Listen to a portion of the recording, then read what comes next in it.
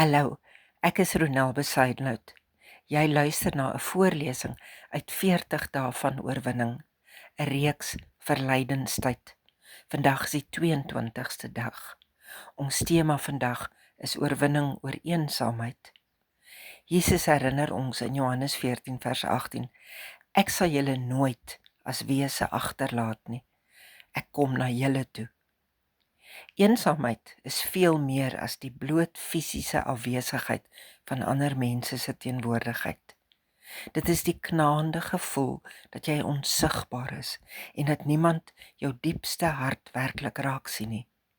Hierdie verlatenheid laat jou dikwels stil, teruggetrokke en oormatig versigtig leef.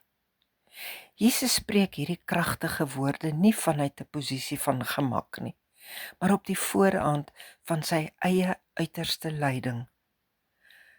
Hy weet dat sy volgelinge ontredderd gaan voel, soos weeskinders sonder 'n vader of 'n tuiste. Daarom is sy belofte: ek kom na julle toe, die finale antwoord op menslike eensaamheid. Lydingstyd openbaar 'n Christus wat nie wegskram van ons pyn nie, maar juis kies om in ons verlatenheid met sy eie teenwoordigheid te vul. Oorwinning oor eensaamheid beteken dat jy waag om te glo dat God naby is, selfs wanneer jou emosies die teendeel skree. Sy teenwoordigheid is dikwels stiller as die geraas rondom ons, maar dis altyd dieper as ons isolasie.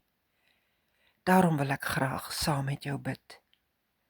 Here, ek bring my seer en my gevoel van eensaamheid vandag eerlik na U toe. Dankie dat U kosbare belofte dat U nooit as 'n weeskind sal agterlaat nie. Help my om op U stille teenwoordigheid te vertrou wanneer ek afgesny voel.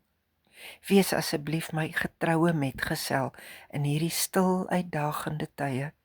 En dankie dat U my sien, my ken en my nooit alleen laat nie. Amen.